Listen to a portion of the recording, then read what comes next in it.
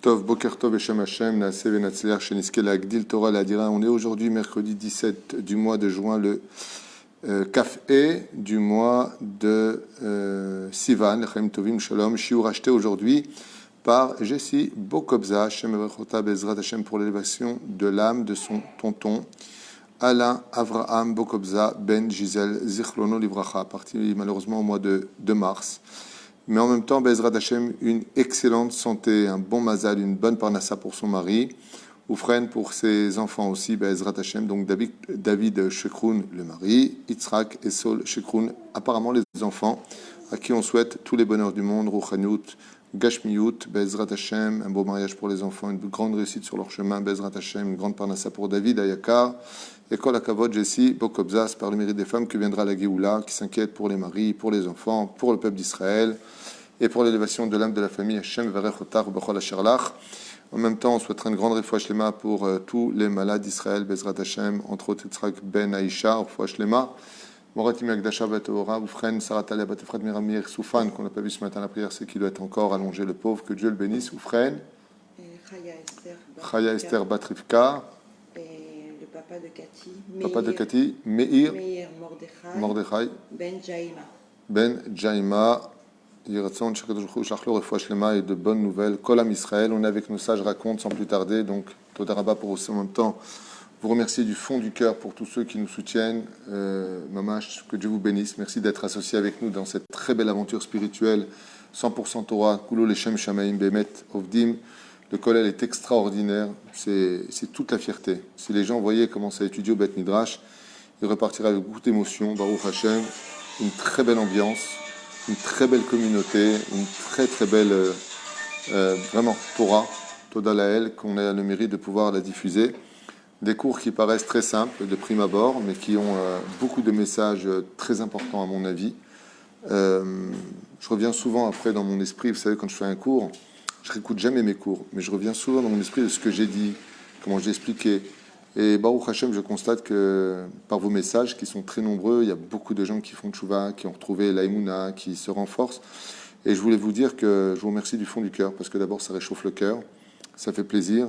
Ce matin, hier soir, j'ai fait une choupa, ce matin, je reçois un très beau message du papa, qui m'a envoyé ceci. Merci beaucoup, Raph, pour la choupa d'hier soir, plein de tochen, voilà, de vie, de sagesse, de très belles paroles.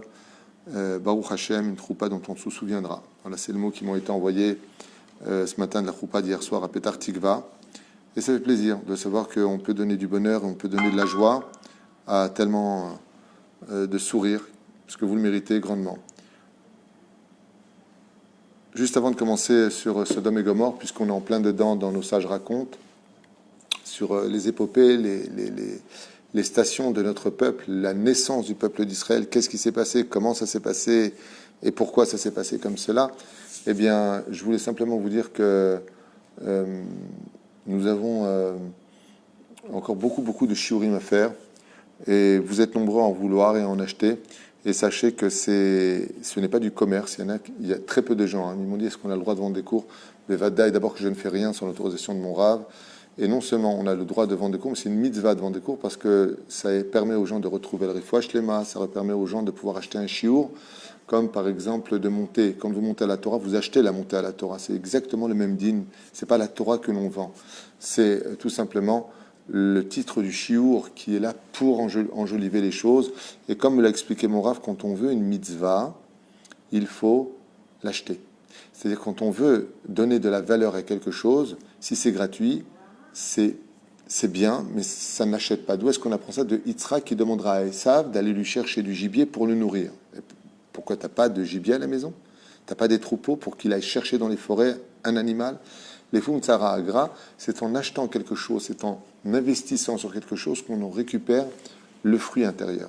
Donc voilà, je voulais vous remercier du fond du cœur parce que encore ma femme me dit ce matin que quelqu'un d'autre a encore acheté un cours. Et c'est merveilleux, surtout que la majeure partie de cet argent-là, sachez-le, comme ça vous le saurez une fois pour toutes, va à plus de 60% pour ma collègue. Ça veut dire que ça vient nourrir vraiment des familles nécessiteuses qui sont de tout milieu religieux, moins religieux. On aide énormément. Encore hier, on a aidé une famille qui était totalement démunie de tout, une famille en dehors de la ville, pareil. Voilà, ça sert à payer aussi la Vrechim, c'est vraiment kadosh, il n'y a pas de droite et de gauche. Moi, je voulais simplement vous le dire, parce que c'est très important, la transparence, l'honnêteté, et voilà, c'est un travail qui est à Kol Kodesh, et cet argent peut être prélevé du Maaser, donc Toda Rabba. Sans plus tarder, on est en plein Sodome et Gomorrhe. Nous avons vu hier que c'est une communauté qui se crée, une ville qui se cache derrière une moralité immorale, c'est-à-dire qu'elle se sert de Dieu pour couvrir leurs arrières, pour acheter leur conscience. Et des choses terribles se passent dans la ville de Sodome et Gomorrhe.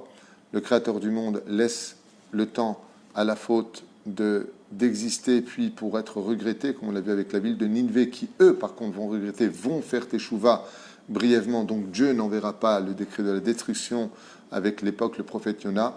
Là, on est avec Avram Avinu. Et malheureusement, les habitants de Sodome et Gomorrhe ont tellement d'opulence, tellement de richesse, tellement d'orgueil, tellement acheté leur conscience à travers leur médiocrité et leur immoralité qu'aucune teshuva n'est possible pour eux. Et c'est ce qu'on va maintenant constater. Jusqu'où pouvait aller la déchéance morale, la cruauté de cette ville, de ces villes de Sodome et Gomorrhe dont on parle ici. Gam ka'asher ba'ish socher nochri ba'arehem ve'evi et srorato shekana או שרצה למוכרה, התקבצו. Autant pour moi, j'ai du mal à voir ce matin, je suis fatigué, excusez-moi, j'ai peu dormi.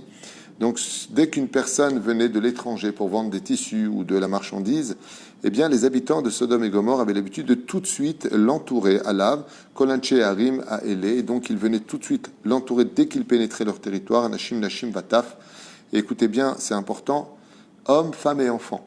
Ça veut dire que si le texte nous dit que les hommes, les femmes et les enfants l'entouraient, le texte vient nous dire qu'il n'y avait plus personne pour les raisonner. Ni les enfants en disant « c'est pas bien ce que tu fais », ni les femmes qui disaient par exemple « alors Marie, écoute, on est peut-être un peu trop dur », et encore moins les hommes qui avaient l'autorité. Narim uskenim, et le texte insiste, des bébés, des enfants de 2 ans, c'était déjà dans leur sang. Aux Ekenim, aux plus anciens, tout le monde était réuni, rempli de haine et de jalousie. Nikshu kulam elaish velakru behuska et kol asrora, et il le dépouillait de toutes ses marchandises au nom de la moralité de tu rentrer chez nous, nous avons des lois, tu comprends que c'est comme ça. Kol ish lakach leatzmo me'at. Mais attention, ils étaient honnêtes. Chacun d'eux prenait à part égale. Attention, on vole, ça me rappelle un petit peu les squatteurs. Vous savez, les gens qui trouvent une maison qui n'est pas encore habitée, mais qui appartient à un propriétaire, et ils vont la squatter, et tu ne peux pas les sortir de là-bas parce que j'y suis.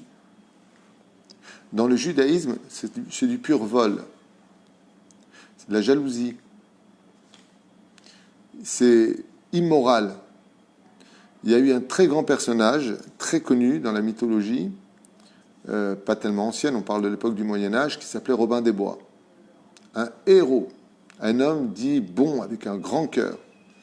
Et vous n'allez pas me croire, ce grand Baal Tzedaka volait les riches, selon la tradition de ce personnage, pour donner aux pauvres. Ça veut dire que je vais voler pour donner aux pauvres. Dans le judaïsme, cet homme s'appelle un rachat. Il n'a rien à tzaddik, c'est un pur rachat. Vous allez dire, oui, mais il taxait. C'est vrai que les taxes des gouvernements sont exagérées. On peut taxer parce qu'il y a tout un système administratif, il y a un pays, il y a une armée, il y a une police à payer. Il faut bien qu'on paye de quelque part. Mais il ne faut pas exagérer. Dans ce cas-là, quand vient les élections, prends quelqu'un de plus social. Mais de faire justice soi-même en volant, personne ne te le permet. Mais la reine, écoutez bien ce qui est marqué dans cette moralité immorale. Je dirais plutôt que quand l'immoralité se cache derrière la moralité, il n'y a plus d'espoir pour l'avenir.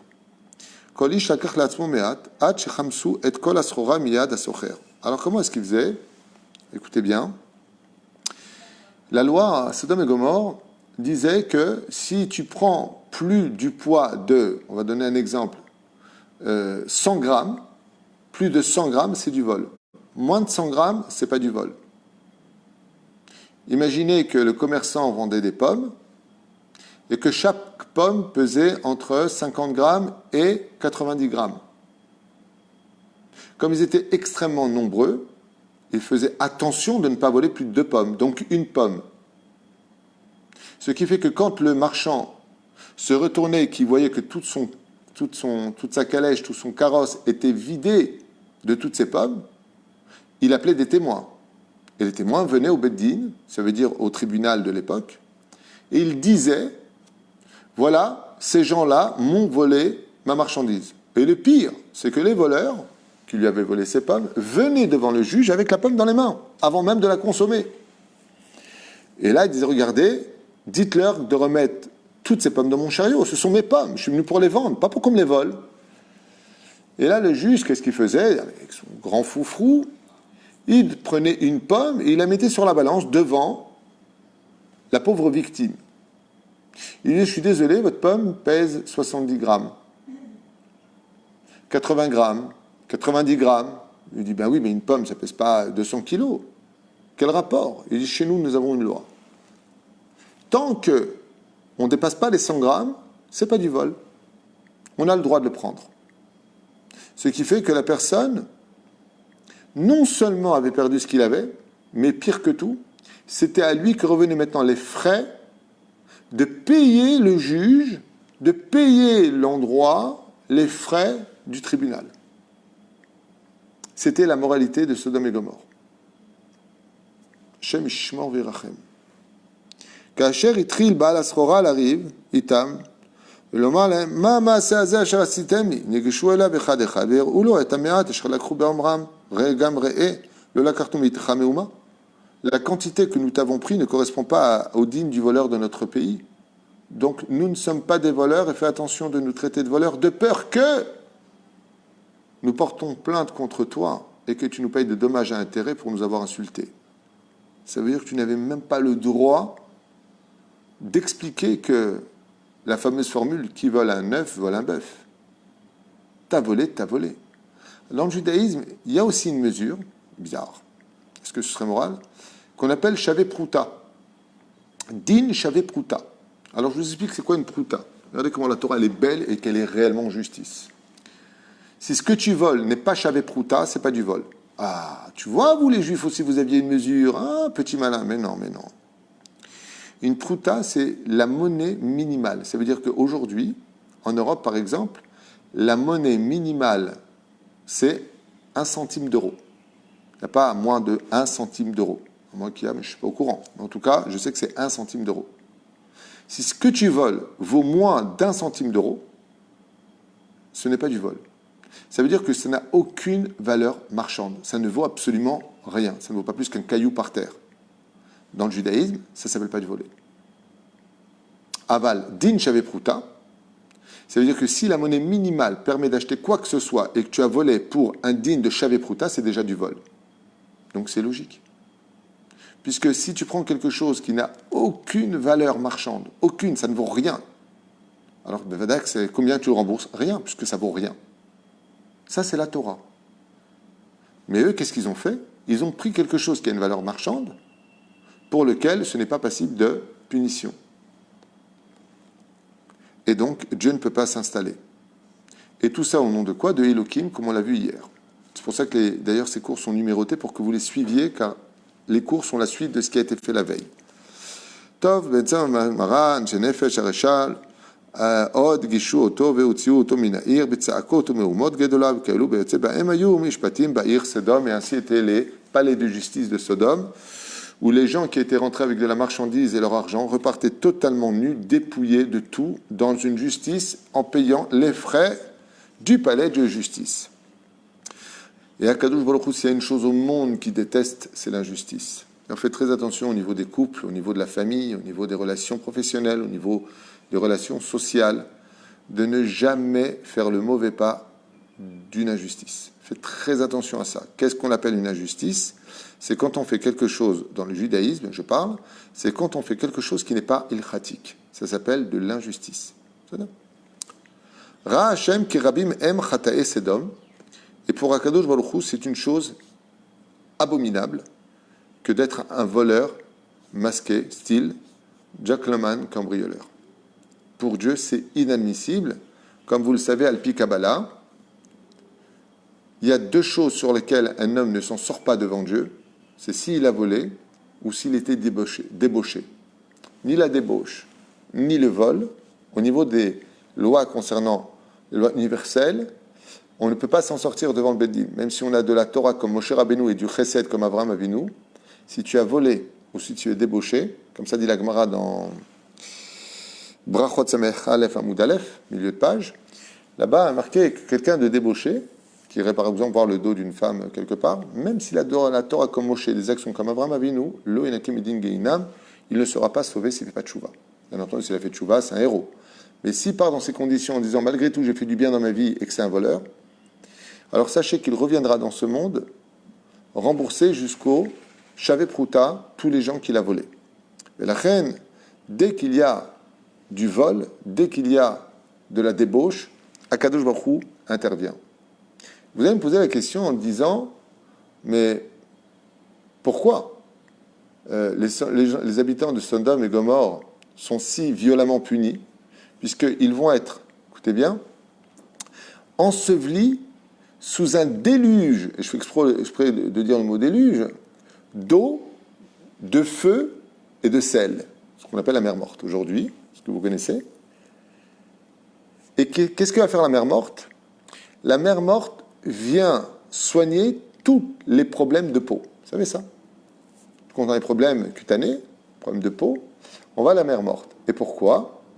Parce que c'était la mesure exacte que de se mériter la punition.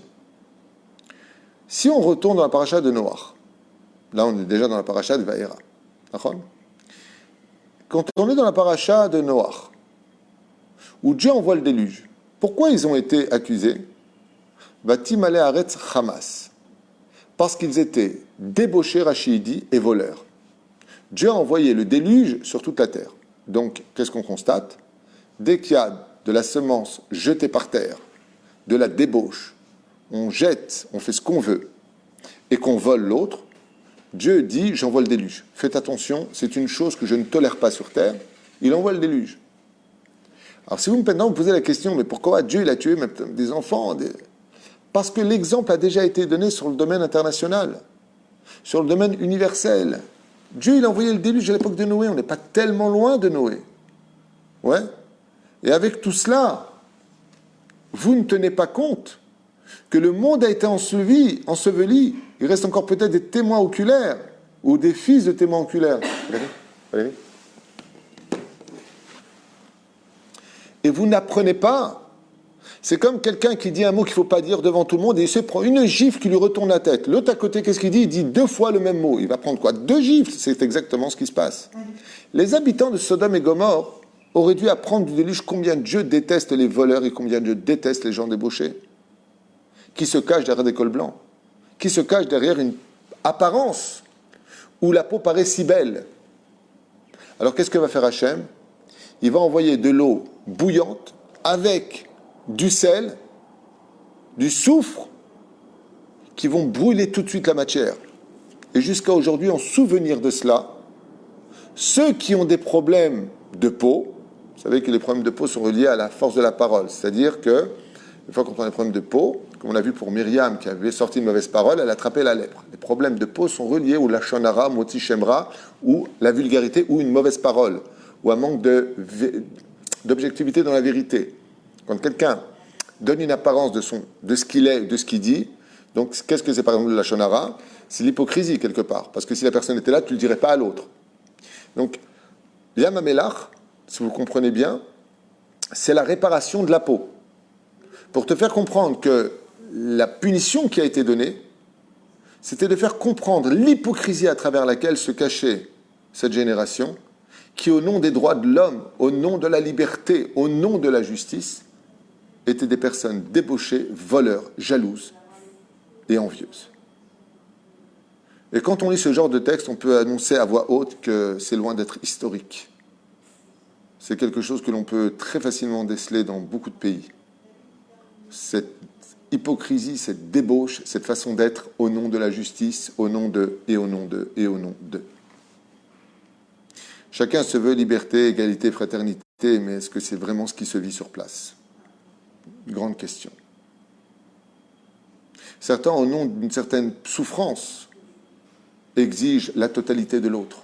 Est-ce que c'est une réelle égalité? Est-ce que c'est une justice?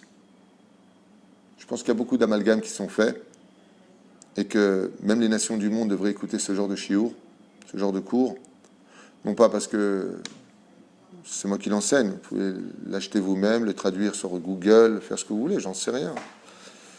Mais en tout cas, ici, il y a quelque chose de très flagrant sur l'actualité et les textes antiques qui nous expliquent l'historique d'une humanité désastreuse qui a fini ensevelie sous des projectiles d'eau bouillante, de sel.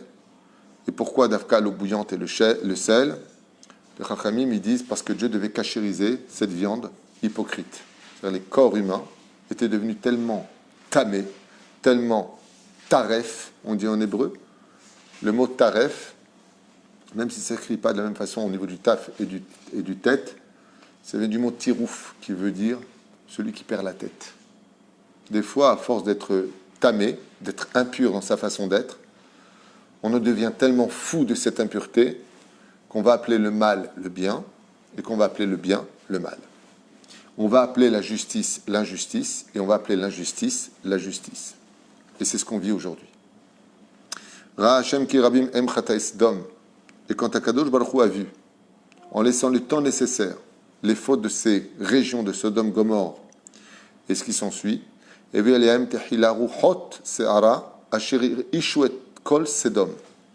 Créateur du monde n'agit pas de façon violente du premier coup. Il envoie déjà des signes. Il envoie un virus. Il met les masques, prenez à vous taire. Il envoie d'abord un vent très violent, un vent chaud qui a pénétré la région de Sodome et Gomorre, inhabituel, pour que les habitants se posent des questions en disant « Mince, qu'est-ce qui se passe ?» Mais l'orgueil des habitants de Sodome et Gomorre était si important, car pour eux seul le pouvoir, l'argent, les honneurs et leur injustice, dite justice, qu'on appelle le justicier masqué, c'est le cas de le dire, eh bien les laissait-on tellement indifférents aux effets surnaturels, inhabituels et non saisonnières des événements naturels qui venaient taper à leur porte, car derrière la nature se cache toujours Dieu. Seulement quand la nature vient nous prévenir, c'est pas n'importe quel Dieu. C'est pour ça qu'en hébreu, le mot nature a la même gematria, compte numérique, que le mot Elohim. Quand Dieu envoie un virus, quand Dieu envoie quelque chose, au sein des nations du monde, c'est Midatadin. Ça veut dire arrêtez, faites attention, c'est une prévention. Bikesh Hashem lochiach laem shemasem ra'im va'aleem lashuv miyad betshuva. C'est le texte donc, qui a été écrit il y a 1700 ans, c'est repris de nos Chachamim il y a 2000 ans en arrière, il y a du Midrash Trouma dedans, il y a du Midrash Agadol, Pirkei de Rabbi Eliezer, il y a 2000 ans, presque. Il dit que quand Akadosh Baruch Hu envoie des événements qui ne sont pas explicables facilement, ça veut dire pourquoi. Quand les saisons changent, ça veut dire qu'en plein été, on a l'impression d'être en hiver on a l'impression d'être en été, il faut se méfier. C'est un message de Dieu qui dit, faites attention, il y en a marre. Tov. Le texte ne dit pas comme ça, il dit, ça veut dire arrêtez vos mauvaises actions tout de suite, faites teshuva sans condition, sinon, pire arrive. Ach otam reshaim, lo samu libam leruchod imshichu beroam aseem. Et tous ces reshaim étaient tellement ancrés dans leur impureté que personne ne fit attention à cela. Et comme je l'ai expliqué ce matin à des amis devant le Beth Midrash en sortant après la prière de Shacharit, j'aurais expliqué pourquoi la dixième plaie a fait bouger les Hébreux. Pourquoi après la 10e plaie ils sont sortis. Parce qu'on apprend, et c'est très flagrant à la mentalité juive, que le juif ne bouge pas de sa place tant que le problème ne vient pas jusqu'à sa porte, taper à sa porte. Mais quand on voit la 10e plaie, qu'est-ce que demande Dieu? De mettre le sang sur les frontaux de la porte. Et l'ange de la mort est passé au-dessus de ces portes. Alors j'aurais expliqué que la Torah a voulu nous enseigner que les Juifs, ils devraient apprendre à réagir avant que le problème ne tape réellement à leur porte. Quand tu vois 9 plaies qui précèdent, la gemme, il te fait encore une pour comprendre que tu dois bouger. Il faut que ça vienne jusqu'à ta propre porte. Parce que la mentalité veut dire que tant qu'il y a des problèmes dehors et que ça ne tape pas à ma porte, moi, je n'ai rien à faire. C'est une très grave erreur et c'est ce qui se passe ici. Tant que le vent chaud, tant que cette perturbation surnaturelle courait dans les rues de Sodome et Gomorrhe et que ça ne tapait pas à leur porte personnelle, ils ne bougeaient pas. Et c'est une grave erreur. Quand vous voyez des événements qui arrivent, n'attendez pas que ça tape à votre porte. Bougez avant que ça n'arrive. Et quand il rencontrait une personne riche, Ayum Amidimoto, Liatkir, Natouy, Aomed Linpol, Ayum Apilim Alav et Kol Akir Kedeshiareg, Vet Kaspo, Zavo, Shadedou Mimenu. Les habitants de Sodome et Gomorre ne voulaient pas verser le sang eux-mêmes.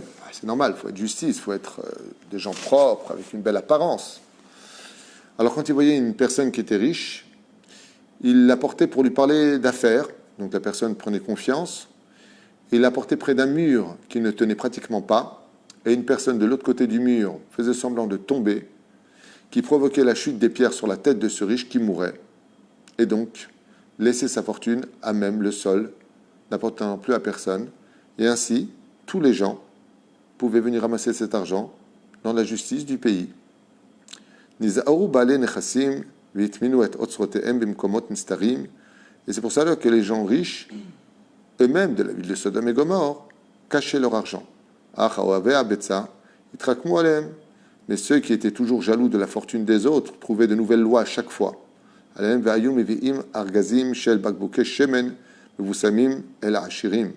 avaient l'habitude de leur apporter aux gens riches des bouteilles d'huile parfumée. Et leur demander de bien vouloir leur cacher ces bouteilles d'huile parfumée, odorantes, avec les trésors qu'ils avaient. Car lui, il était d'une très grande valeur à l'époque.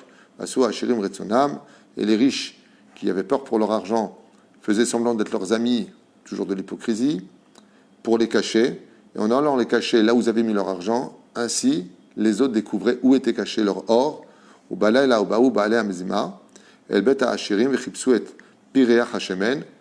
écoutez bien la suite. Pourquoi ils faisaient ça? Pourquoi ils leur apportaient de l'huile odorante? Parce que quand venait la nuit et que le riche allait dormir, eh bien eux maintenant n'avaient plus qu'à récupérer ou ressentir l'odeur de leur huile et automatiquement, elle est sous la balata, elle est derrière le mur.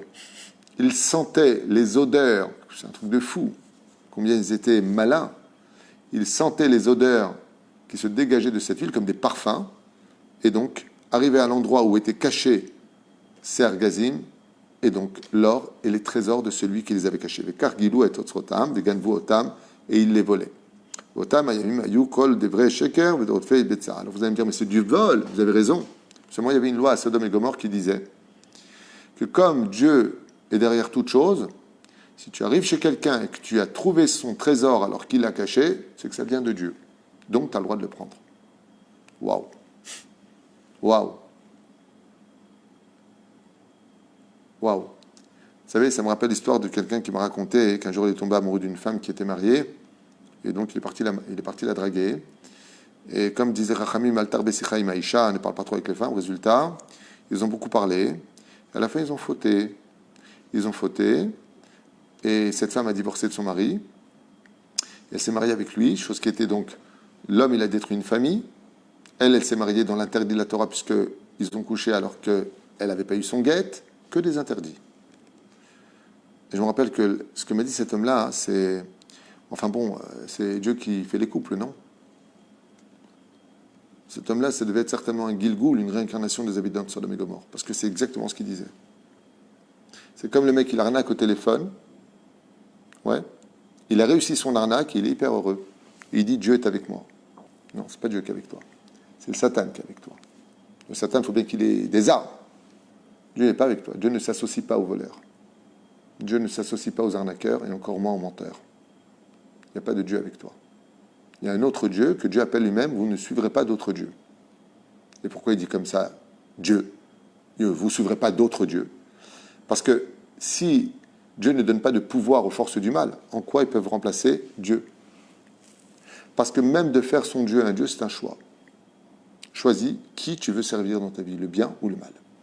Et on a vu ici, tout simplement, que les habitants de Sodome et Gomorrhe avaient créé des lois qui leur permettaient d'être constamment malhonnêtes dans un monde de col blanc, de diplomatie, de liberté d'esprit, de loi, de préceptes.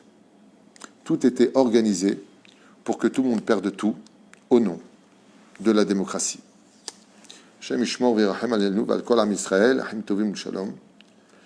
Et donc, Akadosh Baruch Hu ne tardera pas à agir en conséquence. On découvrira Bezrat Hashem demain, peut-être, qui a provoqué le déplacement d'Hachem pour détruire cette ville-là.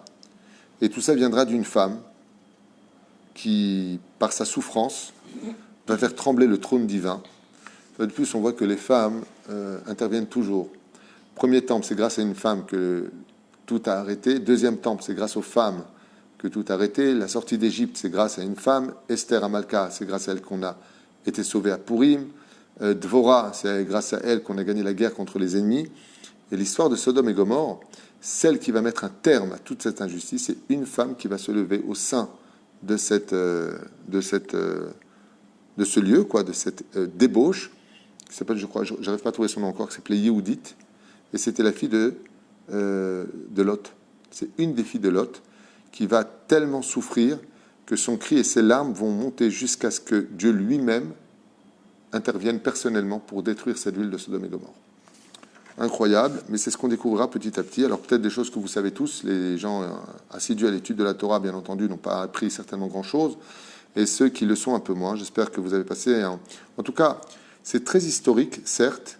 C'est très important de connaître l'histoire de Sodome et Gomorrhe, non pas à travers des films hollywoodiens, mais à travers les textes de la Torah. Mais je trouve que c'est très répétitif. On n'est pas si loin aujourd'hui, au XXIe siècle, de cette catastrophe dont on parle dans nos bouquins, si on peut appeler ça de façon péjorative comme ça, en tout cas dans nos livres. On n'est pas tellement loin. Je trouve que l'histoire se répète et que le déluge a été déjà un avertissement, Sodome et Gomorrhe a été un deuxième avertissement, et il faut, Bezrat Hashem, que l'on comprenne que Akadosh Baruch Hu n'aime pas ça. Il n'aime pas ça, et qu'on ferait bien de se réviser un petit peu à travers toute cette pornographie, toute cette débauche, toute cette immoralité que l'on voit à travers une espèce de diplomatie, de savoir-vivre, qu'on appelle le politiquement correct, et Akadosh Baruch Hu déteste ce genre de choses, d'où le souvenir de Yam HaMelach qui est toujours présent, qui est toujours d'actualité, et qui continue toujours son travail de blanchir la peau. J'expliquais tout à l'heure, quand tu n'étais pas là, que la raison pour laquelle on va à Yam HaMelach, c'est pour le problème de peau, et on sait dans la Kabbale que le problème de peau sont reliés à la mauvaise parole, ou le tikkun de la parole en tout cas, et c'est vrai que c'est incroyable les effets que peut faire Yam HaMelach. C'est incroyable.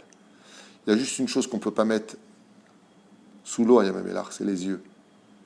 Les yeux et les plaies infectées. Les plaies infectées, on peut les mettre, ça fait mal. Mais ça guérit, ça nettoie, ça désinfecte et ça referme la peau. C'est très connu. Tu vas hurler de douleur. Mais les yeux, par contre, ça peut t'aveugler. Pourquoi Dieu a fait en sorte que ce soit comme ça? Alors, sur le domaine technique et physique, c'est normal, c'est du sel. Mais qu'est-ce qui se cache derrière ce message? C'est qu'ils étaient tellement aveuglés, ne voulant pas voir la vérité, que Yam HaMelach peut réparer tout sauf une chose, les yeux. C'est pour ça qu'on verra que la femme de Lot, cette grande réchaïte, eh bien, s'est retournée à la vue avec ses yeux. Elle lui a dit, ne regardez pas. Parce que si vous regardez Sodome et Gomorrhe, l'influence était tellement néfaste que la justice aveuglait les gens. Ce qui fait qu'on n'y voyait plus rien. C'est pour ça que jusqu'à aujourd'hui, tout ce qui est extérieur aux yeux guérit, sauf les yeux qui, eux, s'ils y voient, deviennent aveugles. Pourtant, ce n'est que la Touma de Sodome et Gomorrhe est restée toujours dans ce regard de cette femme qui est restée native, Melach. Native Melach est devenue statue de sel parce qu'elle a regardé l'injustice. C'est-à-dire que la Torah vient nous apprendre à un second degré que de même observer l'injustice sans réagir est interdit. Alors qu'est-ce qu'on fait face à l'injustice? On lui donne le dos. Ne regarde pas l'injustice, de peur qu'elle t'influence. L'injustice. Comme c'est marqué, le fait de soudoyer un juge ou de donner de l'argent, même les chachamim. Qu'est-ce que nous dit le texte?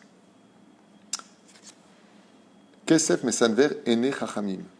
Même l'argent peut aveugler celui qui est dans la Torah parce qu'il va mettre comme 2 pièces sur les yeux. Alors, je ne sais pas s'il y a un rapport avec l'histoire des Égyptiens qui mettaient 2 pièces, comme ça, vous savez, dans certaines cultures, ils mettaient 2 pièces d'argent sur les yeux pour les aveugler. Pourquoi? C'était une façon de soudoyer la mort et de dire que si j'ai fauté et que je mérite d'aller en enfer, eh bien, je te paye. On fait très attention à cela parce que l'injustice est très souvent reliée à des problèmes d'argent. Et l'or et l'argent appartiennent à Dieu. Et mieux vaut peu d'argent avec beaucoup de bénédictions que beaucoup d'argent volé dans la malédiction. On se revoit tout de suite pour un prochain shiur. Kol Tov et Be'atzlacha. Merci beaucoup à... J'ai oublié son nom, je rappelle une fois de plus, mais là, j'ai pas tout de tête. Voilà, Jessie Bokobza, Todaraba, pour l'élévation de l'âme de Anna Abraham Bokobza Ben Gisèle, pour la réussite de mon mari, donc David Chokroun, les enfants Yitzhak et Shaoul Chekroun, beaucoup de Hatzlacha et merci d'avoir acheté ce shiur. Bezrat Hashem pour votre réussite. Shel Kol Am Israël, Toda. À tout de suite.